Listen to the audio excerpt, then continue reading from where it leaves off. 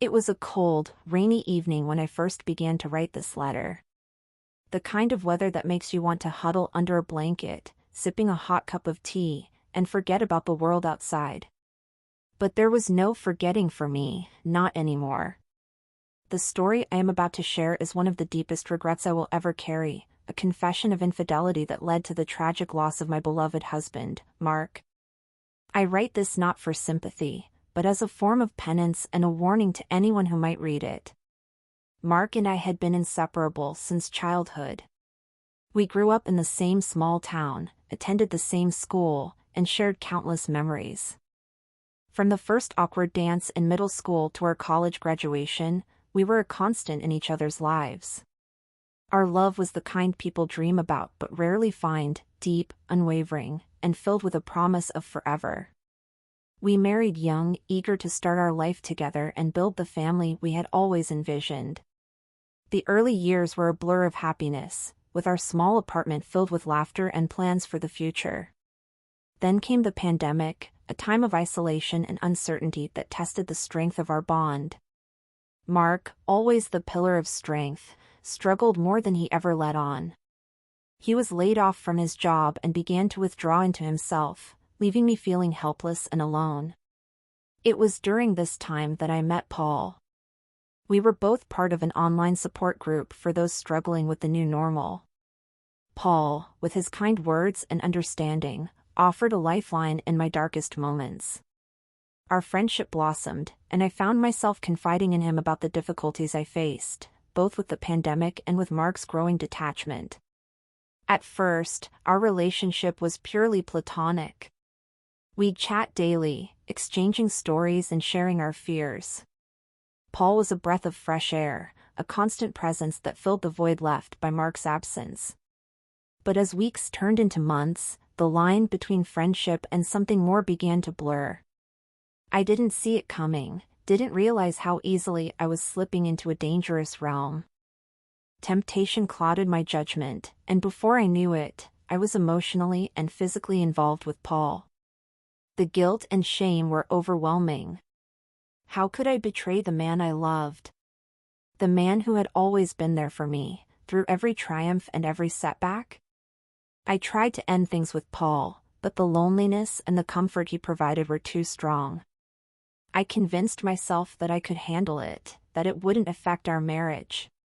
But love, as I learned, is far more fragile than I ever imagined. Mark's return to work brought a semblance of normalcy, but the damage had already been done. I was different, distant, and unable to shake the pull of Paul. Our conversations became more frequent, and the lies started to pile up. I rationalized my actions, telling myself that Mark would never find out. But as the saying goes, the truth always finds a way to surface. One evening, Mark came home early from work. He found my phone, and with it, the messages that laid bare the truth. I remember the look of utter disbelief and pain in his eyes. He asked me if it was true, and I couldn't bring myself to lie. The words spilled out of me, a confession that shattered the foundation of our life together. Mark was quiet, too quiet. He didn't yell or cry, he simply walked out, leaving me to internalize the weight of my actions. The next few days were a blur of tears and regret. I tried to reach out to Mark, to beg for his forgiveness, but he had cut off all communication. I knew I had lost him, but I couldn't accept it. The guilt ate away at me, leading to a series of dark thoughts and actions. In a moment of desperation, I attempted to take my own life, but I was saved, only to be left with the weight of my choices and the realization that I had caused irreparable damage. A week after our confrontation, I received a letter from Mark's lawyer. It was a note from Mark, written in his familiar, neat handwriting. He expressed his heartbreak, his disappointment, and his decision to end our marriage.